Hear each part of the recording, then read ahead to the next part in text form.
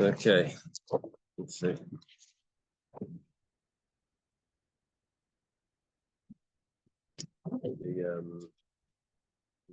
Now the principal of the school didn't think it was a good idea to have yeshiva guys with the college students.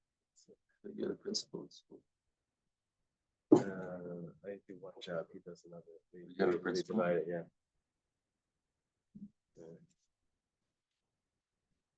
Okay. Where are we holding here on Tzadik Daled Amid Base? Holding on 94. So don't know where he's gonna go. No. We could have those toward the back. 94b. Can we thank Hashem? We're able to learn Torah every day. Because of our learning, we should have the base of Mikdash immediately. We're learning the Lenishma, Safadol Baspark Benyamin, San Zeb Ben Benzion, and also for for Shlema for Avin David Ben Sarah, and Gedali gets Eliezer Ben Tegetz. Okay.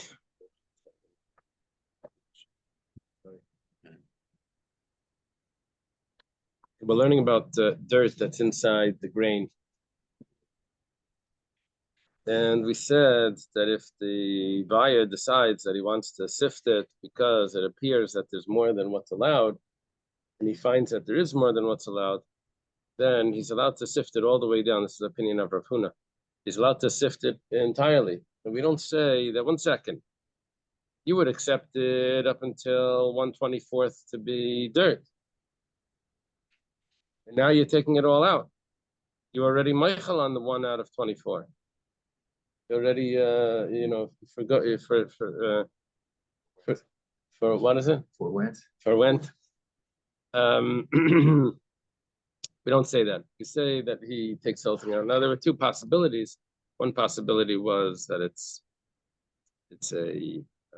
that's the law, that he's allowed to do it all the way down. And the reason for that is because really the seller wants the seller would have sold him perfectly clean produce. The only thing is, he tells the buyer, says, if you want to clean it out, go ahead. He doesn't want to do that, so he doesn't. So the buyer accepts it. But over here, where he does want to do it, so the seller agrees to have it perfectly clean. That's what he agreed originally, to have it perfectly clean. Just the buyer didn't want to go through the effort. The other possibility is that no, that's really he sells it to him as it is with the dirt in it, and that's the way he wants to sell it. The only thing is that since over here he added in extra, so that's a little corruption here. So as a penalty for him, we give a penalty that he loses all of the dirt and the grain, and he has to sell him perfectly clean grain. Okay, those are the 2 possibilities. We're holding by Tashma. It's 6 lines down from the top of 94b. Tashma, Shnaim Shefkidu Eitzelechad. There's 2 people that gave to one person to watch their money. Zem Manav Zem Masayim. This one gave 100, this one gave 200. So we had this Gemara several times.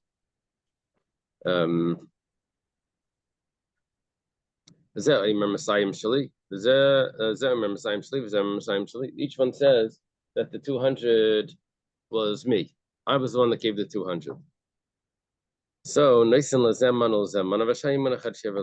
each one gets 100 back, and the poor guy that's supposed to be getting the 200, he's not going to get the 200 until Mashiach comes. Wow. Well, what we're seeing over here is that we don't put a penalty on the basic part. You see, what we were saying when it came to the dirt is that we put a penalty on the permissible part because of the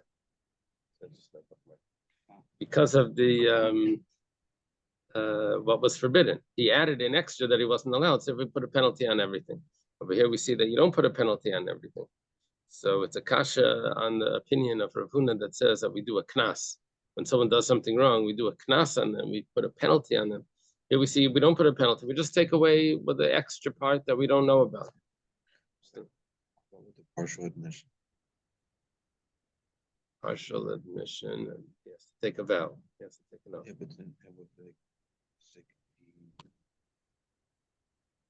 this one like he was the thing. Partial admission as he takes a vow. What is it? How does that connect to this? Partial admission. I thought that Did we put a penalty on everything? once, because it was something like that. Like once, like a person like admits to something, like he admits to everything. I'm not sure. I don't know. Okay. So the Gemara says Hachiyash to hold it. Hachiyash means so now. Like 1 second. Awesome. Over there, by that case, with the $200, Vadai Manalamar is definitely each one owned 100. There's no question about that. But when it came to the dirt, there's a possibility that maybe the person added everything in. It was really clean before we started. And the seller says, what, I'm going to give him perfectly clean? No, I'm going to add in. So maybe he added in everything. Therefore, the reason for the knas in Rav Huna's din is more of a reason than to put the knas on the extra 100 and both the first 100 as well. There could be a total corruption even on the principle. So they're factoring in corruption. Yeah. Okay. Next, Sashimami Seifa. Let's try to bring a proof from the second part of this. It's a Mishnah, I think. It goes like this. Rabbi Yossi argued with the sages, and he says, "Im Kain Mahifsid Rama. If you're going to give 100 back to each of them, so how are we ever going to get the person to admit? Rather,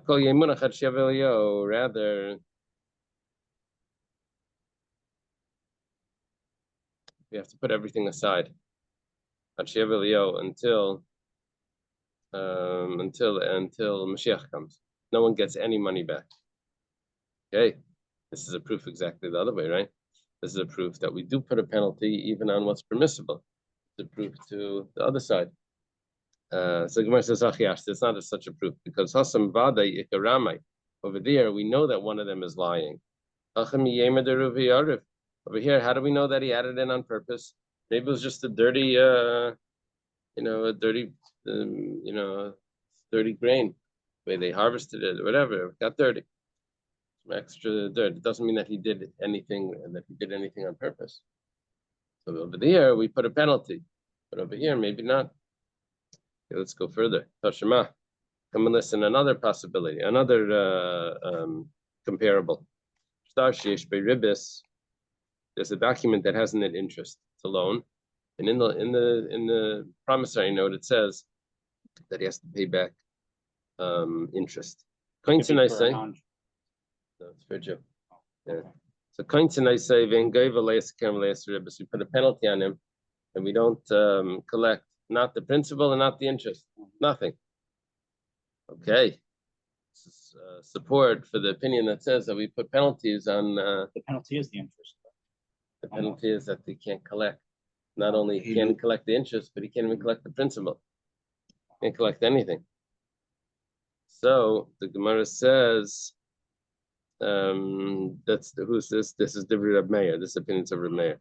We see that we put a knas. It's a support for Rav Huna that says we put a knas, put a penalty on the on even the principal. So the Gemara says Achiyashta. 1 second. Hasam, it's not a real support because Hasam over there, Mishas Ksivo David Leishuma. Already at the time that they wrote the document, it was already the prohibition of not to put interest on the loan. The verses, places simonal of Nesha, to place interest. So or maybe it means to evaluate. I'm not sure. How do they translate Shuma? Place. The interest charge. Yeah, so Shuma can mean two things. It can mean to place. It can mean to evaluate.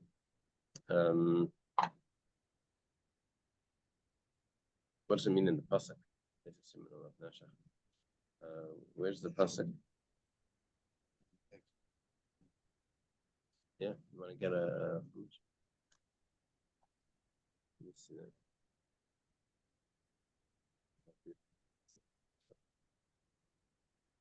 Yeah, when you lend money, do not lay interest upon him. At least a seminal of neshech means do not lay interest upon him.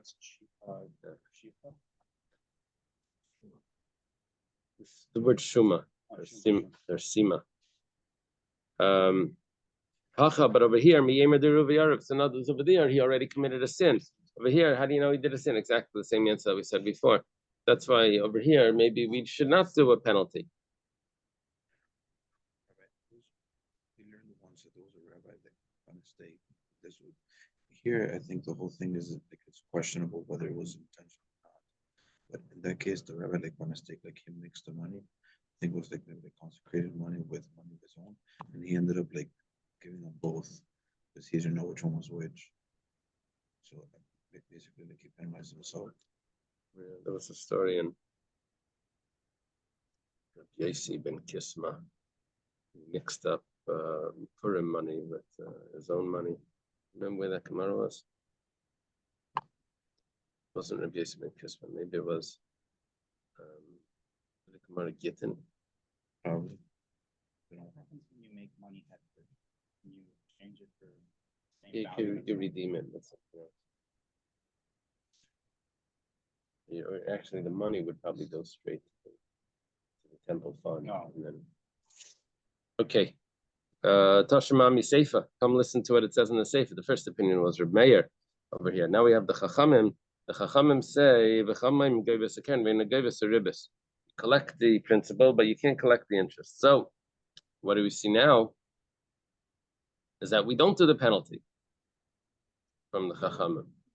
This would be a refutation to what Rav Huna says. Huna says that when there's more dirt in there, you can sift the whole thing to take out all the dirt. But here we're saying that no, you only take out the part that wasn't allowed to be there. Just like over here, you just can't collect the interest. Where it says Hachiyash to hold it. Hasim over there, Vade Kana de Teir over there, we know that the principal is definitely what he owes. But over here, but over here, maybe Rav Huna is thinking that maybe he added in everything. In fact, the opposite svara, that he added in everything. Maybe the guy he added in even the beginning of the dirt, even the permissible amount. That's why over here there may be a reason to give a bigger fine, more of a fine than we should do by other things. Could be here there was total corruption. Okay. Tashima, come and listen to Tani Ravin bar Rav Nachman. Is it Rav Nachman or Rav Nassim? Ravin bar Rav Nachman. Okay. Says Layas Amaisubal Vada Machsel Machsel is color and Kulan Alma Heichad Bayaduri Kula Mahadar. Okay. Talking about someone that purchases a piece of property.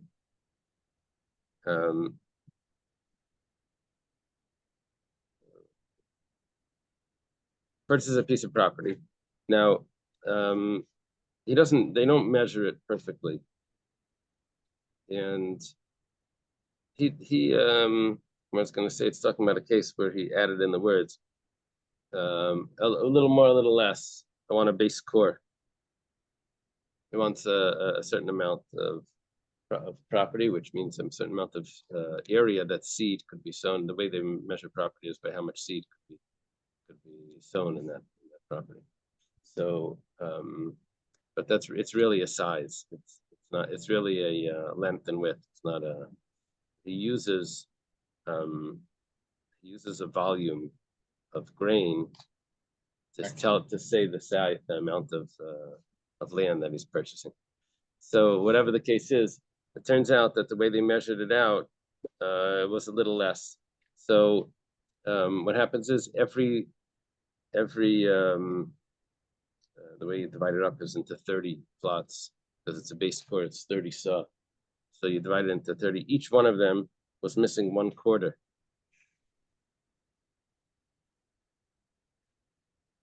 maybe a quarter of a kav. It means 1/24th probably. I'm not sure if it means a full quarter or a quarter kav. So I think Raiva means a quarter of a kav, not a quarter. So at least in the back then that's what it was. Let me see in your thing.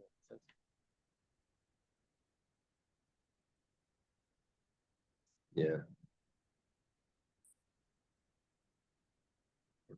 Quarter kav.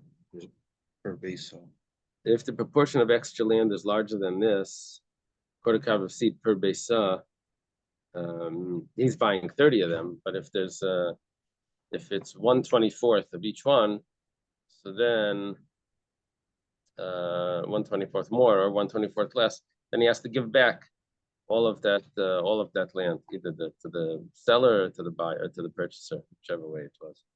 If it's more than that. Now, what does he give back? Apparently, they're allowed to make small mistakes here. They're allowed to measure it with 1/24th off, but you can't do any more than that. So when it did go over that, it says, this Ravin Bar Rav Nachman says that you don't only give back the extra, but you have to give back everything. It's exactly what we learned from Rav Huna, that you have to, if there's more dirt in the grain, then you have to sift the whole thing, and you don't get any dirt anymore. Here also, it's not going to get any, and it's not going to be anything off. It's going to be perfect. Where it says, well, the comparison is pretty good this time, but it's not, because that's the job of the Gemara, is to tell you why things don't, the contrast, not the comparisons. The comparisons are easy. Everything is similar. Fine comparisons.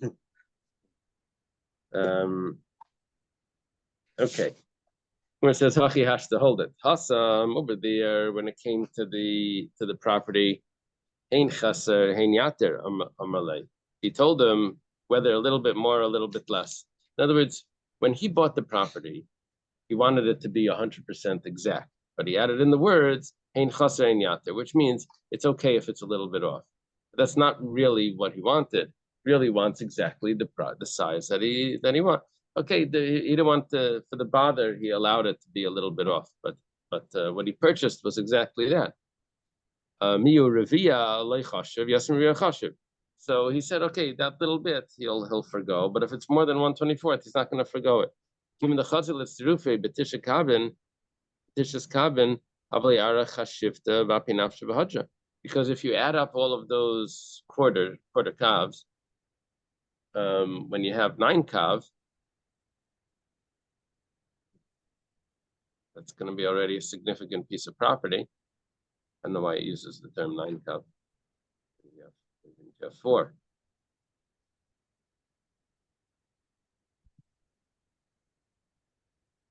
Why specifically is it Tisha Kabin? Does it say? Oh, okay, I get it. Because they all add up in 30. What happens in 30 core? How many quarters would be in 30? 30 saw, which is a core. So you have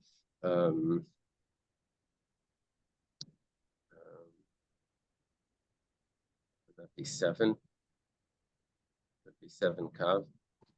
Why is he saying 9? Yeah, that's just converting it to modern measures. I guess what he means, if it's more than a kav, then it's going to be, for each one, more than a kav for each one, it's going to end up being 9. It could be 8. Because a kav itself would only be 7, would be a little bit more than 7. That's 30 core, which would be, it's almost 8. More than a kav would be close to 9.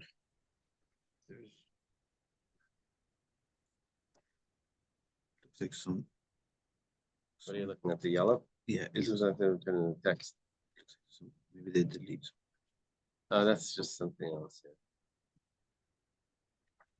What is it? Oh, it's interesting. He's saying that the Rashbam takes these out. Given the Chazilel is Tarufe, where's the beginning of that parentheses? Who takes it out. These did not seem to have appeared in the text of the Rashbam. See Rashash. Yeah. Okay. Well, I guess what he means is that the Rashbam doesn't comment on that. But Rashash.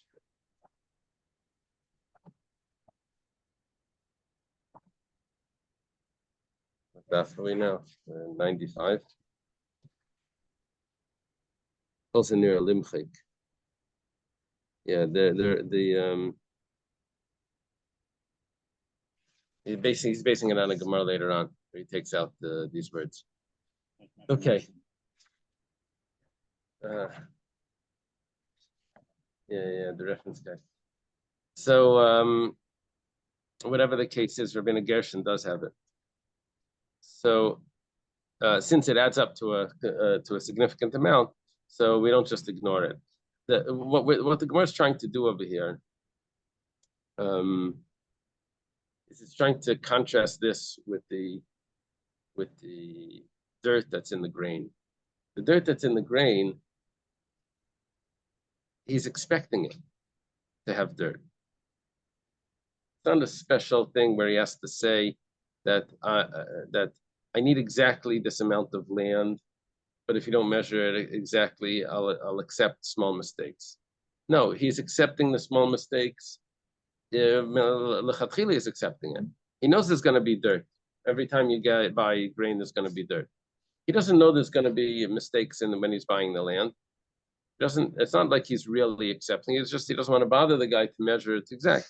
It's whatever it is. He was accepting something, but what he's accepting by the dirt, that's lechatchila. He's accepting it. He knows that it's going to be this, so it's much more of forgiving by the dirt, and that's why over there we would say that even if you have to sift it, get rid of the excess dirt, doesn't mean you sift it all the way down to get rid of all the dirt, because that he was already meichel. Yeah, that's what the Gemara is doing over here. Okay, Tashima. Come and listen. Another support to Rav Huna. Says, I know someone overcharges pachis mishtus. If it's less than 1/6 of the price, nikne mekach, then the sale is valid.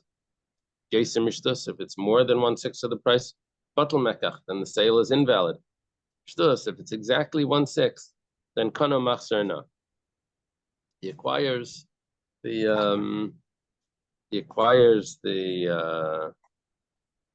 product, whatever it was, and he returns the overcharging. Yeah, the seller has to return what he overcharged. The seller has to return the overcharge to the buyer. Now, Gemara has a question. Why do you do that?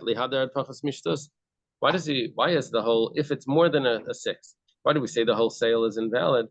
It shouldn't be the whole sale invalid. It should be that you just return the extra according to if you don't say like Rav Huna says. Rav Huna says that you take away everything, right?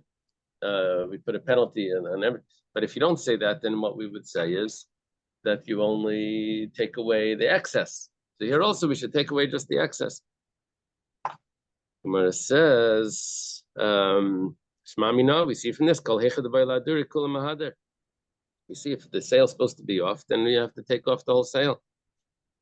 Which means that if there's too much dirt, we should have to take away all the dirt. Was 1/6 the limit to the amount of the dirt? Price? No, Price. When it came to dirt, it was 124. But when we learned this, it didn't say that whenever you buy something, you presume that you're being charged 1/6 over what you paid for it.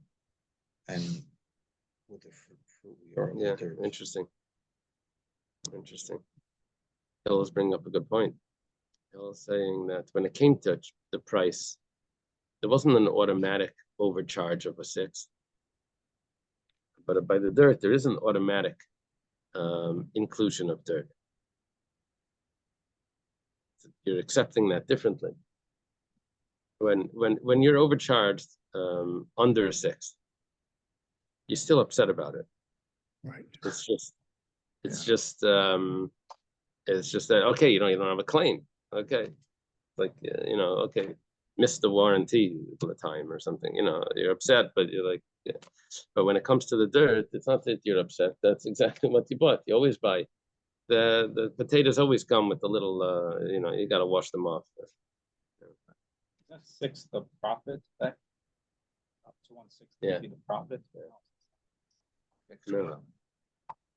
Over the Over normal the normal price. Like, 1/6 is over the normal price. That It's makes not, sense. Oh, it's not profit. whatever the price, whatever the goings rate, you can sell it for the going rate. If you overcharge more than the going rate, So it's up something to is like 1/6.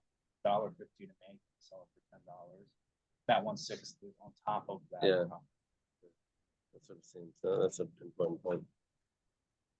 Okay. If you make it yourself, I think you're allowed to charge whatever you want. It's only when you're buying it, we learned before, when you're buying it as a broker and then reselling it, that you can't adjust it like that. Yeah, but the dirt example, he's buying it right from the producer of this. Right. So it makes Yeah. sense that in the production process, there's imperfections. But in this price fixing, Yeah. he could have sold it at the correct price without any problem. It wasn't an error. Production or Oh, you're saying there's less of an error. It's more of a deliberate by the price fixing. That's a good point. Naftali, you wanted to say something? No, I think the professor hit it. He agrees. Second. I mean, the Second. the dirt in the vegetables or whatever, it's inevitable, it's nature. But price adjustment is something you do. Right. And then the punishment for the dirt, it's harder than Yeah. Now it comes out that for the dirt, if there was extra, then we have to sift the whole thing according to Rav Huna. When it came to the price, no, in the same thing. When it comes to the price, if there's extra more than what's allowed, then the whole sale is invalid. Exactly the same thing. but no, because with the dirt, like it's not that the sale was invalid. He loses like the dirt that he was going to be able to sell. Uh-huh. Mm-hmm. He was going to be able to give him 1/24 of dirt, Uh-huh. and he lost even it. different over there. okay, because And it's questionable. It's questionable also if this dirt is deliberate, same as the price thing. or it could be the guy was sloppy harvesting it. Just said, do it fast. He throws an extra dirt, not intentionally, just a bad harvesting. Yeah. The other side, the comparison was coming from the other side. The comparison was that if we would say that you don't really return, that the sale is not over, you just take away the extra money that wasn't allowed, that take away that would be comparable to taking away the extra dirt that wasn't allowed. But we're not doing that. We're going back much further than that. So by the dirt, we're taking away all the dirt, and by this, we're invalidating the sale. Yeah. So, okay. So the Gemara now says, Achi Ashta, hold it. Over there, when he's buying something, he wants it to be the right price. Even less than a shtus, he's not interested. Less than a 6. But the only thing is, that much he's going to have to forgive. Miyupachas mishtus la yediya, less than a shtus that he doesn't know about. It's not so noticeable, so it's considered like it's forgiven. But shtus, if it's more than a shtus, yediya v'lei machal inish. If it's a 6, he doesn't forgive. And yes, if it's more than a 6, then we're going to say that it's an invalid sale. So, but again, the comparison here is that the comparison here is that by the grain, it's the same thing like before. By the grain, he was really accepting it the whole time that there's going to be dirt in there. So that's why. Not necessarily should you be sifting the whole thing by the grain, because you really were meichel that it's coming. Well, how much should you sift? Just the excess. So it's instead of a support to Rav Huna, we don't have really a support to Rav Huna. Tashima, come and listen.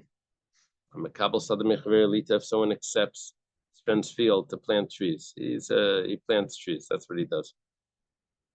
So Haris Makabal of Eser Buris Lameya. When he plants the trees, you have to expect that out of every 100 trees, it's going to be 10 trees that don't give fruit. 10 out of 100. Yeah, sometimes those are the male trees.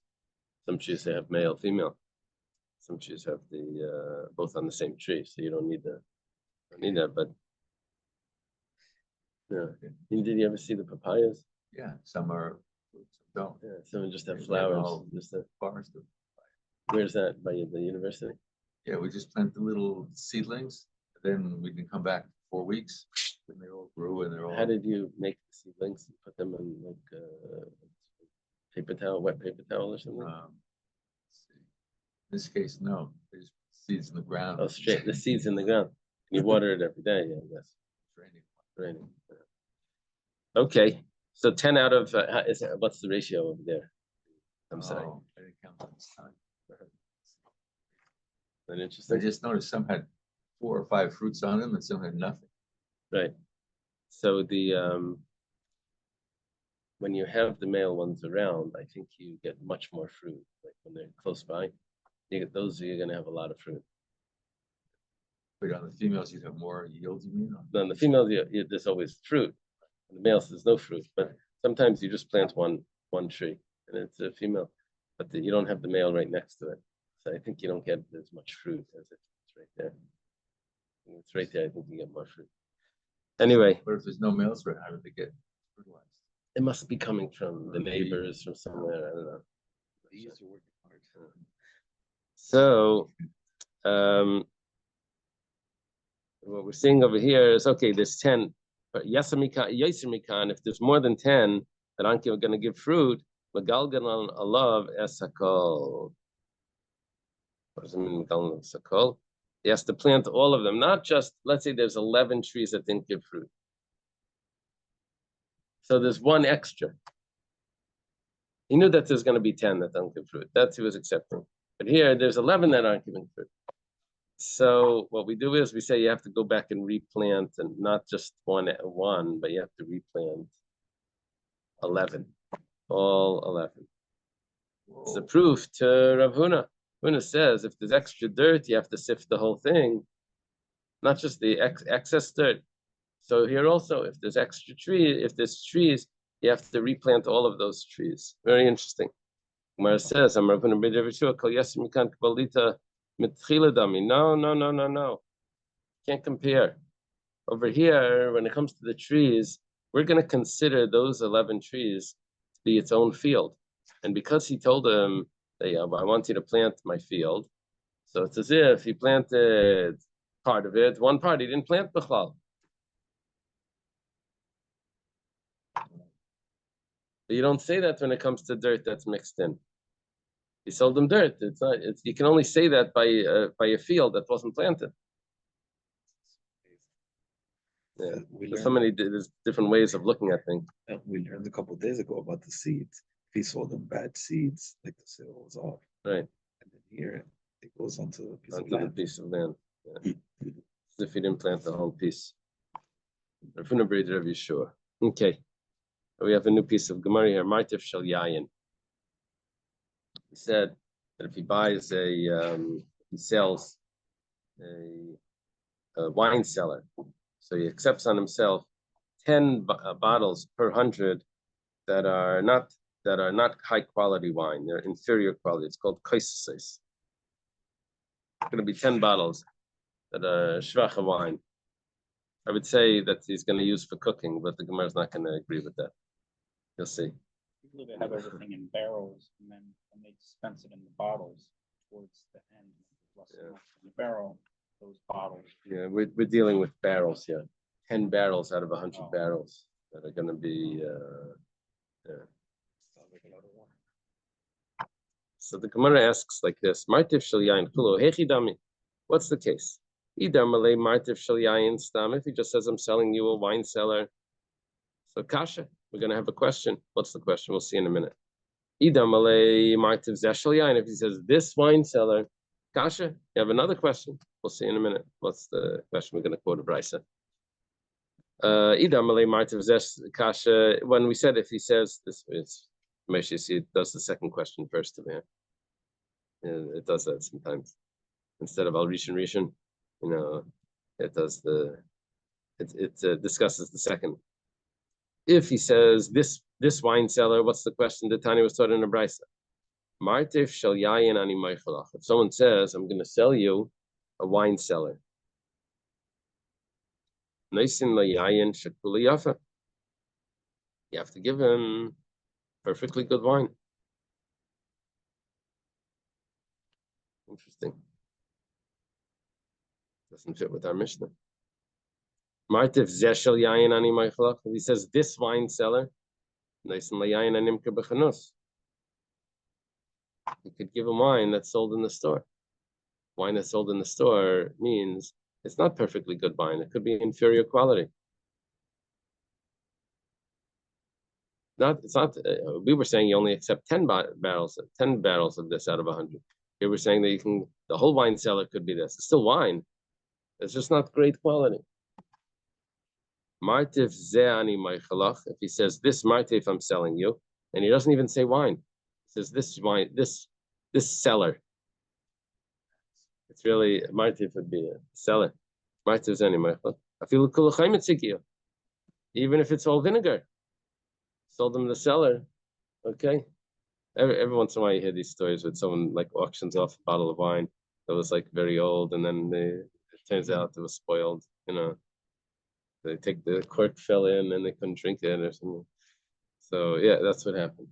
It's like vintage wine. So it's like, oh, this is from Right. Right. no one's gonna Who drink can it. Why would you drink it? who can enjoy that when they know like the value, Yeah. what's value? You open it up and all of it, you just appreciate the whole Right. thing. Yeah. I was once worked at a liquor store. As soon as I started working, this man walks in, like, oh, I want a very nice wine. Take him about $100 section. No, very nice wine. Took him to the French area. It was like over 20-year-old wines. Cheapest bottle there was like 500. He took like an $800 bottle. Like an hour later, he came back. I was like, oh, really? It was a bad bottle. And then he's like, no, I want a better wine. He ended up taking a more expensive wine. This is really Yeah, at least 25-year-old wine. The Wow. second one. I couldn't believe it. You opened the first one. I didn't ask. I was just surprised. He didn't I return heard the in one first some one. shir, I I guess heard someone was saying this guy goes into a store and he buys he says I want the best wine, and again, he knows like fills up his cart with the whiskeys and wines, the most expensive, like that's the guy really knows what he's doing. At the checkout, he pays in cash.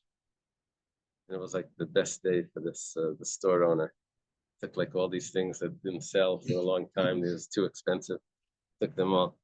Anyway, when he goes to the bank or whatever, he would change the money. It gave him dollars. It was something else. He went to change the money. The guy looks at it. He says it's all fake money.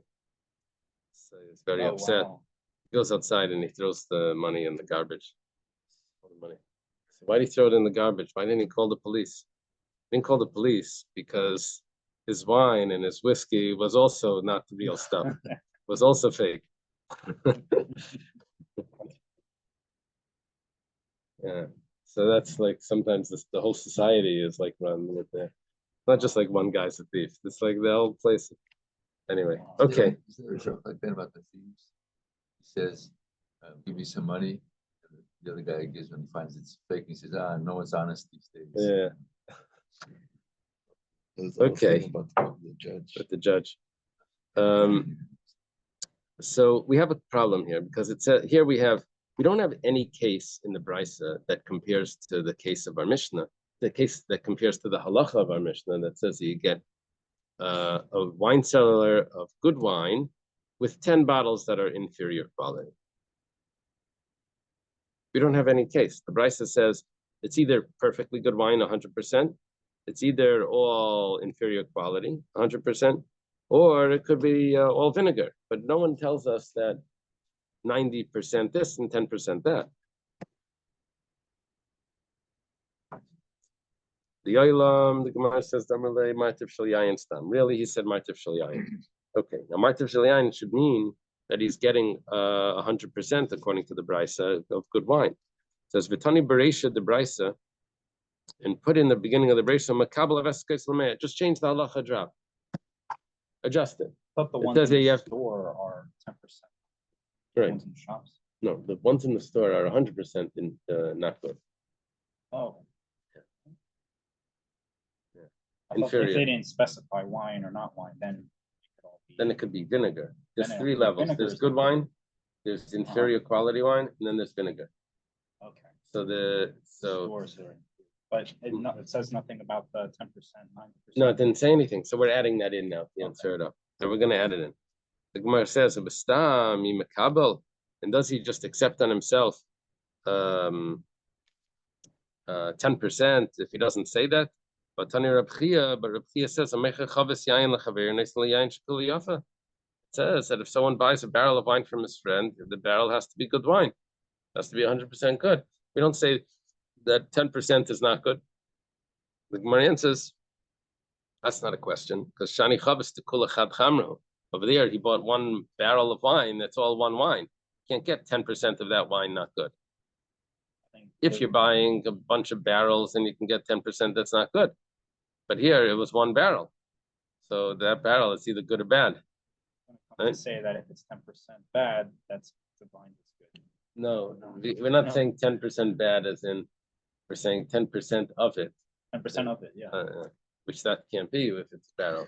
Oh, we'll see soon. Is it possible if it's like the end of the barrel? Yeah. But we're saying over here that the whole wine is buying one barrel. The whole thing is supposed to be good. Let's take a field trip.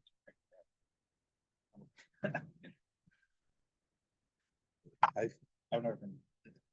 Okay. The Gemara has a question. Vatani Rab Zvid. Rab Zvid taught debate Rabbi Shia in the yeshiva of Rabbi Shia. Taught like this. Martiv shel yayin ani meichalach. If someone says to his friend, I'm selling you a wine cellar. So nice and yayin shekuli yafa. He has to give him perfectly good wine. Doesn't say that there's 10% that he's accepting. Martiv zeh shel yayin ani meichalach. If he says, I'm selling you this wine cellar, he has to give him perfectly good wine. And over here, he can get just only 10 out of this that are inferior quality, which is very different than the first price. The first price is said that you get, all of it could be inferior if you say Martiv Zeh. If you say this one, get the ones that are sold in the store.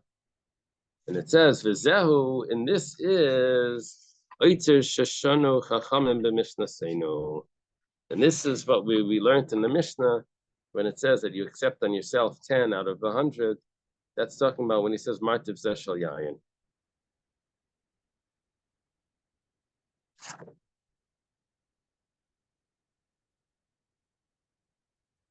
Gemara says, 1 second. If it's Martiv Zeh, but the first brisa said Martiv Zeh, and we had a different halacha over there. We said that it could be 100% inferior quality. My answer is like kasha.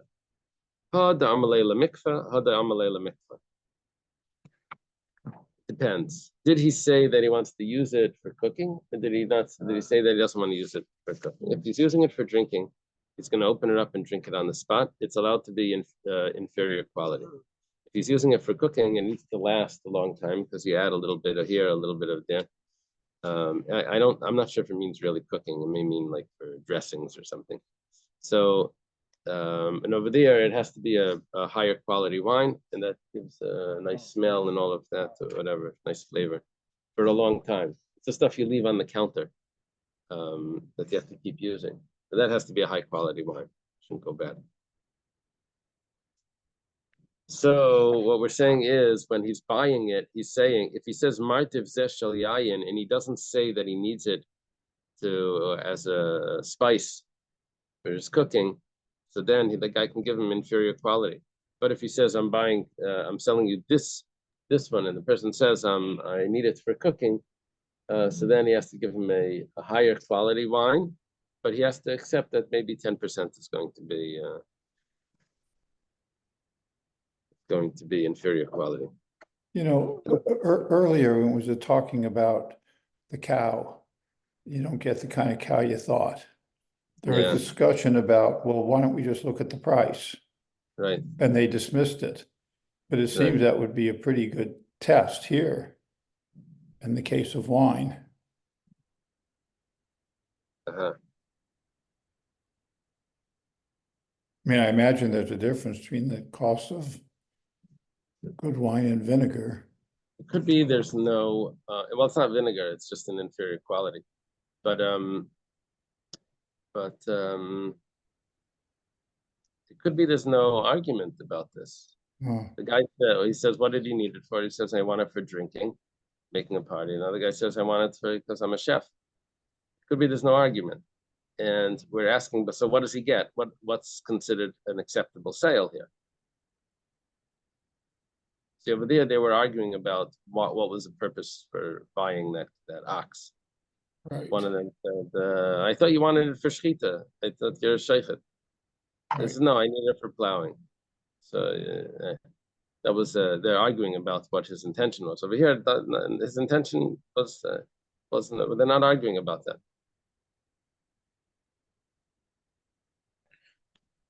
Gemara elaborates to explain, yeah. Here it mentions about the wine not extra 10%. Is that for the store? Because I think it says barrels.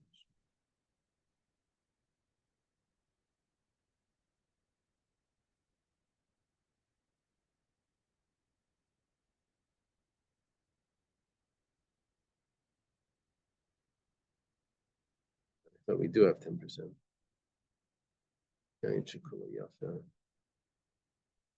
But that's on that part of the price. This doesn't apply. So, What's that? That's the Rashbam. Hillel showing me that the Rashbam says the first example. that when it said that he wants to buy, he's selling him a wine cellar, he has to give him 100% good wine. Rashbam says that this is not comparable to the dirt the dirt in the grain.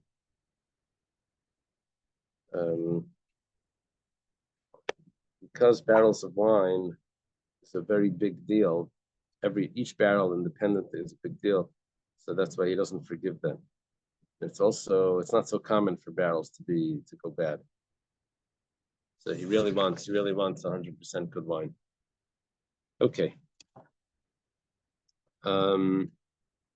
Diravsvid, when the Bryce of Zvvid Amalei Mikvah, he says that he needs it for cooking. That's why for cooking them, why it needs to be extra specially good wine.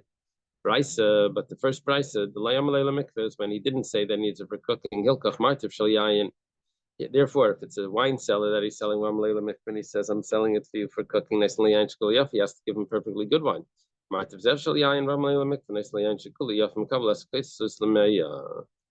says, I'm selling you this one, then he has to give him good wine because he needs it for cooking, but he has to accept on himself.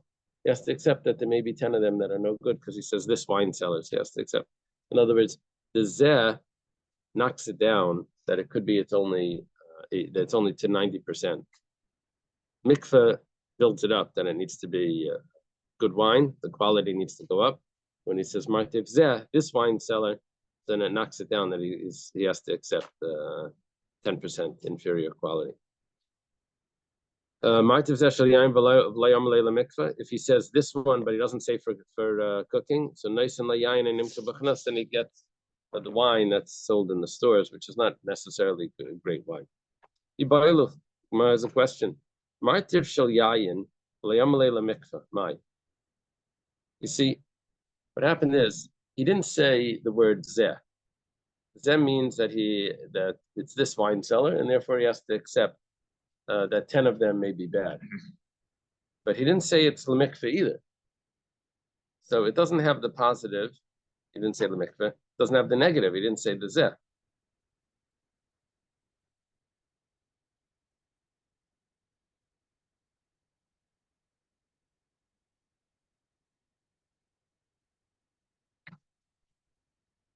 So let's take a look. Pligi ba Rav Acha v'Ravina. It's a machlekes. Rav Acha and Ravina Chad Amar Mekabel. One says that he has to accept 10% of inferior quality. Chad Amar Lemekal. One says that no, he doesn't accept 10% of inferior quality. Mandamar Mekabel. It doesn't tell us who holds what. But the one that says that he accepts the 10% of inferior quality, Dayak Mid Rav Zvid. So he can deduce this from what Rav Zvid said. It's funny because Rav Zvid said, Martiv shel yayin ani meichlach, nes la yayin shekol yafa. Rav Zvid says, if he says, I'm selling you a wine cellar, he doesn't say this wine cellar, he says, I'm selling you a wine cellar, he has to give him perfectly good wine. And we said that he's talking about when he added in the word that he needs it for cooking, which means that it needs to be especially good. What's the reason why it needs to be especially good? Is because he said lemikveh. But if he didn't say that he needs it for cooking, then Makabel, then he would accept on himself that it wasn't so good. Same thing with the seeds. Eating or is this Right. for another use? Yeah. It's interesting though, because if he doesn't say the mikveh, then why is he just being Makabel 10%? Maybe it should be Makabel the whole thing. As we said, let me see in your notes. I pushed it back. Let me go. Let me do next. Yeah. So where was Dayak Midar of Svid? Number 14. Thus it emerges that where the seller says that he is selling either this cellar of wine for cooking or a cellar of wine, without mentioning cooking, the buyer must accept 10% souring wine. Bryce did not state the second law explicitly, however, because it wished to draw contrast between two cases in which cooking wine is sold. So, okay, you get what's going on over here. What we got from Reb Zvid was that if he says this cellar of wine for cooking, he gets perfectly good wine with 10% souring, 10% inferior quality. Why is it 10%? Because he said this. Why is it the rest have to be perfectly good, the best quality? Because he said for cooking. But if he just says a cellar of wine, so he doesn't mention this cellar, and he doesn't mention that it's for cooking, so he doesn't have the negative, he doesn't have the positive, so then halacha would be exactly the same. Just like when you have the negative and the positive, that's what you're left with. When you don't have the negative and the positive, it's like exactly the reverse, which ends up being, it's exactly the opposite, which means the same halacha. You know, this came up a lot in the last parak also. If someone said zeh, it changed the whole situation. Uh-huh. I mean, it came up practically in every example we had. Uh-huh. And even back to parak 4 and 5, I think.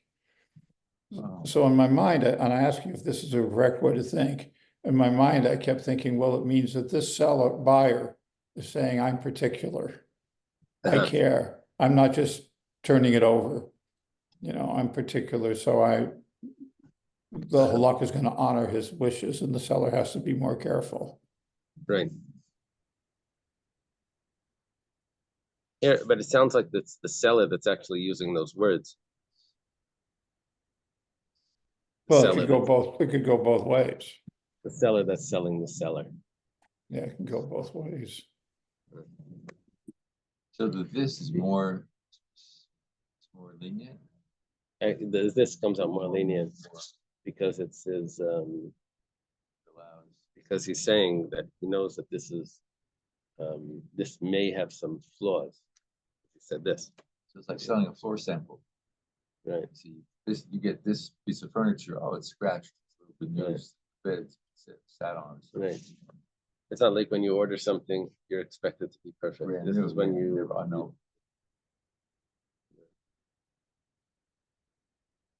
it's a good example Professor's giving. When you go to like Home Depot, sometimes they have like a refrige there that's standing there. You can get it a little cheaper. The floor sample. So you got to take it. If you say this one, then you got to take it. If you ordered it and they're giving you one of them, it's got to be perfect. You know, the defects. It You arrives don't at your house to find that it had been opened before, had been rejected by another customer. right. I don't want this.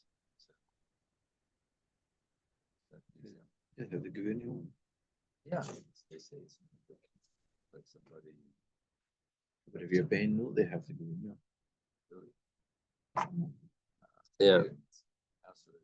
It was just telling us there's a whole business of repackaging stuff for Amazon. The whole thing with it. Someone was just talking about that. Well, they kept that business in house. Oh, They opened up stores like different places. uh-huh, So the returns, they take it to the stores and sell it there to people. uh-huh. At a reduced price, yes, with their returns. Okay, so Mandam come medayik and there's going to mention mechanisms. Kim Nadam, the Mandam Alay Makabal, the one that says we're on line the 3 of the wide line, the one that says that he doesn't accept Daik Mi Brisa, he goes the other way. He looks at the Brisa. The Brisa said, Diktani, Martif Shal Yayin Ani Maichalach. He says, I'm selling you a cellar of wine. He doesn't say over there, actually, he doesn't say this. And we're also said the Bryce is not talking about where he says the mikveh. Nicely, ayin shekuli yafa. He has to give him perfectly good wine. And we said that he's not saying that it's the mikveh. So we see that, but we did add in the words that he has to accept 10%. That we added in. Yeah.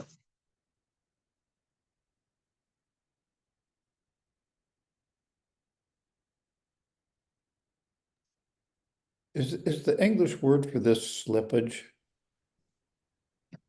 I'm asking. What is slippage? What does that mean? Slippage means the amount, that there's a certain amount, it doesn't have to be perfect. There's a certain amount that's in normal commerce accepted. Uh-huh. You know, a deviation that's accepted. Uh-huh. Is that what this That's what it is? sounds like. Yeah. That's what it sounds like. So the Gemara says, "Lamanda daik midur Rav Zvid kasha brisa." 1 second. What do we do with the brisa? The brisa seems to say clearly that you get perfectly good wine, and not wine with not the 10% off. Actually, that's not accurate.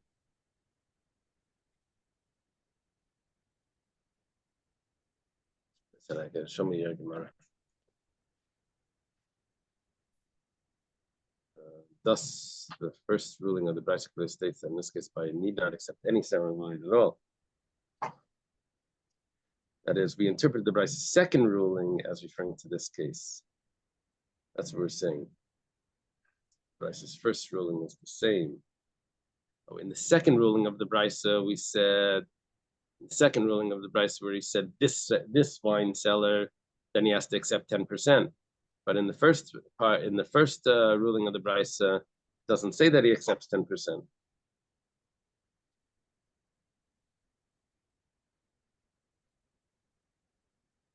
And therefore, with this, the second, interesting, in the Brisa, just 1 second, leave it here 1 second. In the Brisa, we said,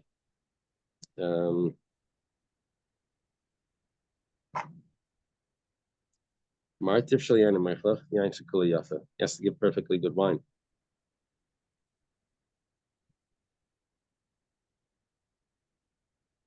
But we did add in, we adjusted it to say that he's adding in 10, that he's accepting 10 barrels. Is the Gemara now ignoring that what we did to the Brisa? That's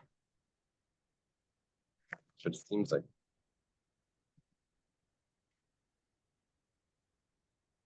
The Gemara, okay, let's take a look.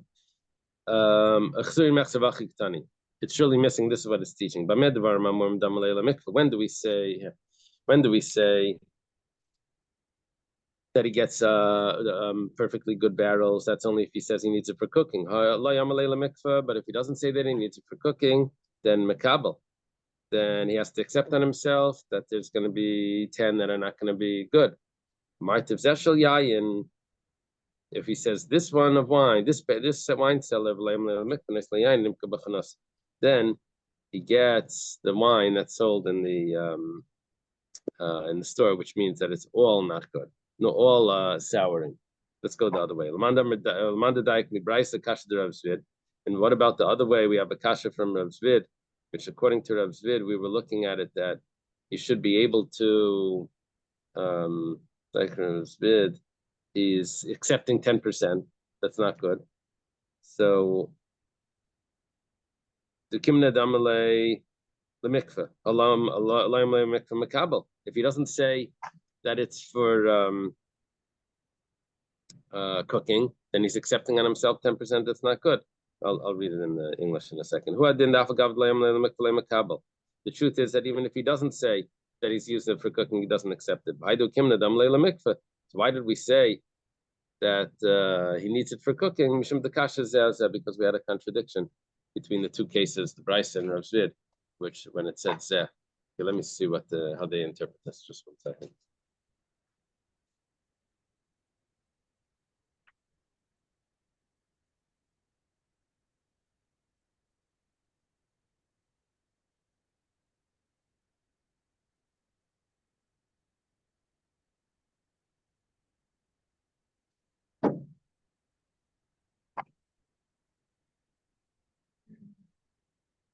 Rav Zvid's case was if a seller says to a buyer, I am selling you a cellar of wine, you must give him wine, all of which is superior. But the only reason why he has to do that is because he told him that it's suitable for cooking. You can infer from that if he doesn't say suitable for cooking, then he's accepting on himself 10 barrels that aren't suitable. The other one says, the other opinion here says that he doesn't accept the barrels. So he's looking at the Brisa. Brisa said that I'm selling you a cellar of wine. He has to give him wine that's superior, which is exactly what Rav Zvid said. The only thing is, we're understanding that the Brisa is talking about where he didn't say that he needs it for cooking. Even if he doesn't say that he needs it for cooking, he still isn't allowed to give him the 10 barrels.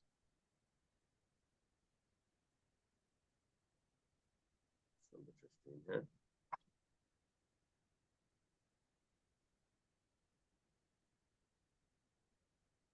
So now the Gemara says, according to the one who infers from Rav Zvid that he has to accept it, so that what do we do with the Brisa that says he doesn't have to accept it? So we're going to add in words that we're talking about, that the Brisa is saying that when do we say that he has to accept it? That's if he says Martiv Zeh.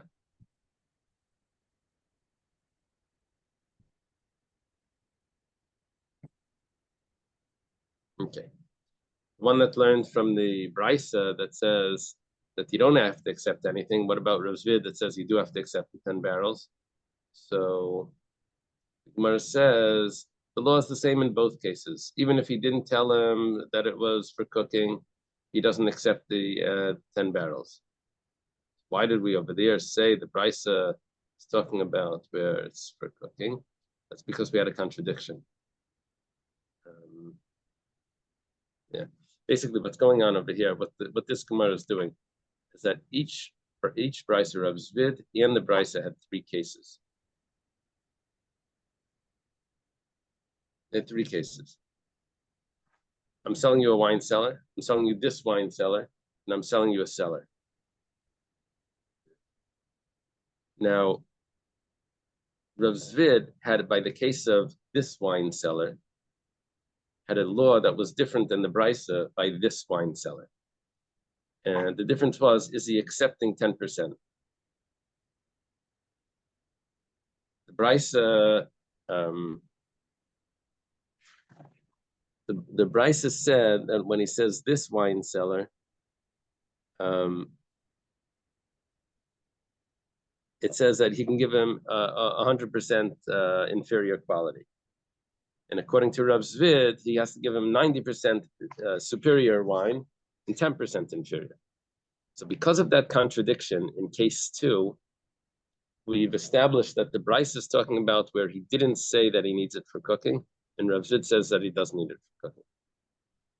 Now we made an assumption that because Rav Zvid's whole second case was talking about that he needs it for cooking, so the whole Rav Zvid is talking about that he needs it for cooking, even the first case. And because the Bryce was talking about, this Rabbi's second case was talking about that he doesn't need it for cooking, right? That means that the whole Bryce was talking about, even the first case, that he doesn't need it for cooking. So now we go back to the first case, and we were saying, 1 second. In the first case, we have 2 opinions. Though it's going to come out. The halacha in the according to the Brisa, when someone sells a wine cellar, he says, "I'm selling you a wine cellar." He has to give him perfectly good wine. That means even though he didn't say that he needs it for cooking, because the second case was he doesn't need it for cooking. According to Rav Zvid, if someone says, "I'm selling you a wine cellar," it's because he said that he needs it for cooking. Because the second case was when he said he needs it for cooking. So we were doing that, extending the way we explained case number 2 back to case number 1, and that's why we ended up with the machlekes over here. And if someone says he needs it for cooking, is that saying he needs the top quality? Yeah. So cooking and drinking are the same, No, drinking, you could drink lower quality. a lower quality. Because you don't need it for so long. It doesn't need to last. So the lowest quality is the vinegar? The lowest quality is vinegar. Next is this inferior quality, taises. I think the taises means that it has like some froth on the top. That means like it's beginning to go bad, but it won't last too long. You can still drink it. And then the superior quality is what he wants to last a while. To use it in his kitchen. I know nothing about wine, but I would have thought that. I know. You would think the opposite. You would think that cooking. Yeah, exactly. Yeah. Today, that's how it is. The wine they sell for cooking is pretty It's cheap. cheap. Right. You're right. Okay. Today, if you get the most expensive wine and you want to cook with it, people will probably say something about it. Okay, the Gemara says now, Amar Rav Yehuda, Rav Yehuda says, Yain nimka b'chanos. This inferior quality wine, even though it's not such great wine, but mevarchem alav b'ri pi agafen. You can still see agafen on it. We're going back to Masech the Brachos now. Rav Chizda Amar, Rav Chizda says, Gabi chamra da akrim namali. What do I need that wine? That's like souring. What do I need that for? Which basically means that you're supposed to say a shahakal on it. Meisri, the Gemara has a question. When you have bread that's going moldy, and you have wine that's going sour, or a stew that's going bad. It says that you say shahakal, it's a kasha on Rav Yehuda. Rav Yehuda says that you say bari pi agafen. Yeah. Amar Rav Zvid, Ma'id Rav Yehuda, the Purtzima the Mizda ben Akarnasa. He agrees, Rav Yehuda would agree that if it's a type of wine that it's sold on the street corners, they don't care what they buy. I guess it means like they just want to drink. How do they advertise for Red Label? They said just a plain drink or something like that. So so he would agree that you say shahakal. Amalei Abaya the Rav Yosef. Abaya says to Rav Yosef, Rav Yehuda, Rav Chizda. You have these two opinions. You have Rav Yehuda and Rav Chizda. Mark Mansrielei. Abaya asked Rav Yosef, who do you hold by? you say shehakol, or do you say hagafen? Amalei masnisi yadana. I know a brisa. Nice complicated brisa over here. It says like this. Someone is checking a barrel because he needs to take truma. He wants to know if this barrel is good wine or not. So he checks it. Now he's going to use this barrel for truma. This is similar to a case of a sheikhet that checks his knife and then he shechs a lot of chickens or whatever, and then afterwards he checks it and it's puzzle. So how many back do you go to say when it was puzzle? I have at the first I know that it was good. Everybody I know that it was bad. I don't remember the halacha over there, but over here by the wine he checks it and it's all good. He's going to find out later that it's not good. And meanwhile, he's been taking truma throughout the in the interim. He's taking truma. So when do we say that it was already sour? Finds out that the wine was vinegar. Kol gimel yaim. So all 3 days, vaday. It's definite. Mikan ve'elach safek. But after that, it's a doubt. We don't know what the 3 days are. We don't know definitely what. Definitely wine, definitely vinegar. It depends where the 3 days are starting. All 3 days from the first checking, then it's definitely wine. All 3 days from the last checking, then going back, it's definitely vinegar. Right? It's very vague. It's very ambiguous. This brisa. My kamar, what's the brisa saying? Rabbi Yochanan says, all the first 3 days, in other words, after it was examined the first time, it's for sure wine. But after that, we don't know.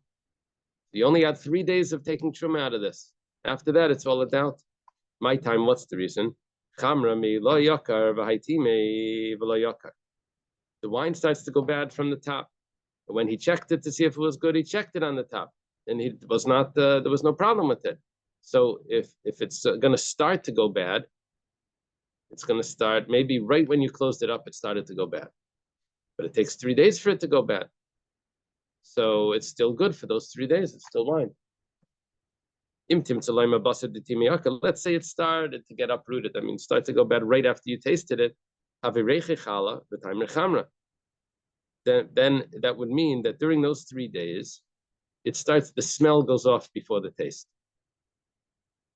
So it smells like vinegar, but it tastes like wine. Well, anything that smells like vinegar and tastes like wine, we consider it wine. That would be Rabbi Yochanan's view because it's definitely wine. Rabbi Shua ben Levi, it's the opposite. Rabbi Shua ben Levi says, all 3 days going backwards from the last time you checked and it was vinegar, it's definitely vinegar 3 days before that. But after that, we don't know if it was vinegar.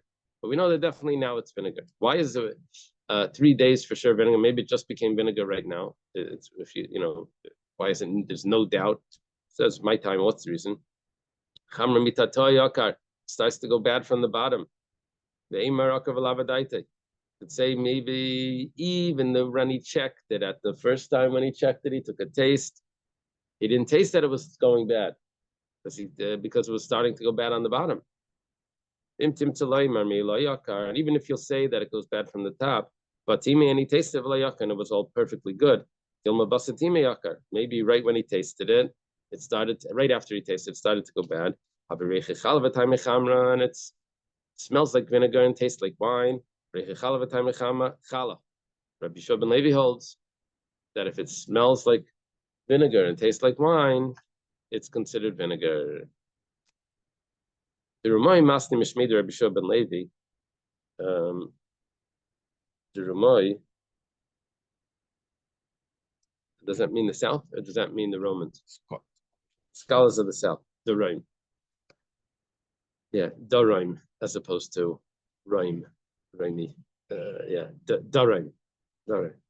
In the south, they taught this teaching of Rabbi Shua ben Levi that Rishayim a little bit different.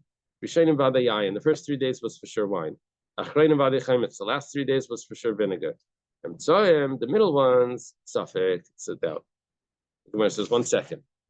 You can't take both. You can't say both of these opinions because haguf akasha. It's self-contradictory. Amrit Rishayim Badayayin. How could the first 3 days be definitely wine? Because Alma Reiche Chalva Tamri Chamra Chamra. It must mean that if it smells like vinegar and it tastes like wine because the smell goes off first. And we said that it's nevertheless considered wine. But let's say it started to go off. It started to go off right when you tasted it, right after you tasted it. We said that it's wine anyway. So okay, so good. So that's what we said. The first 3 days is wine.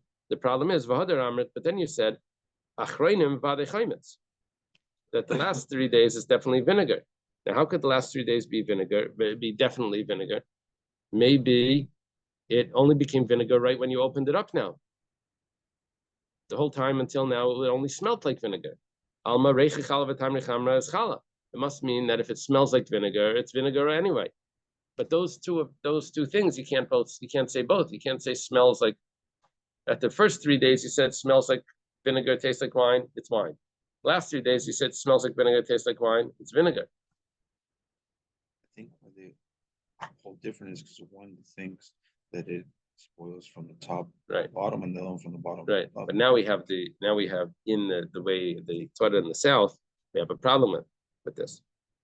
The Gemara answers, going deshtaka chala siftika. It's like very strong vinegar. If it didn't go bad for 3 days already, it wouldn't have been so sour. Which means that really, if it's regular, it smells like wine and tastes like vinegar. I'm sorry, the opposite. It smells like vinegar and tastes like wine. We would consider it wine. It's only over here that we're not going to consider it because it smelled so bad. It was such a strong vinegar that it had to be that it was already vinegar, even tasting like vinegar the last 3 days. Come on, Pashatla. Well, who does Rabbi Yosef hold like?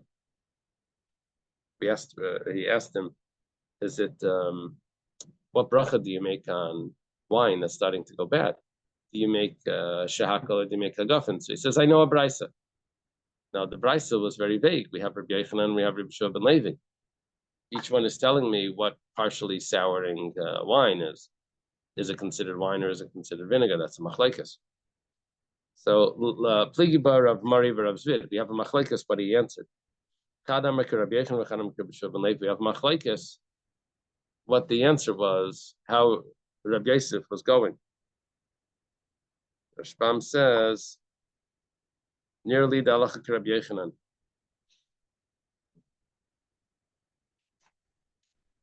He says the halacha is like Rabbi Yochanan because the ones in the south, in the name of Rabbi Shua ben Levi, they would hold like Rabbi Yochanan. That says that it's considered wine when it's the first 3 days, right? Even though it could be it's starting to sour, it's still considered wine, which would mean that the bracha on it would be hagafen. So let's leave it over here.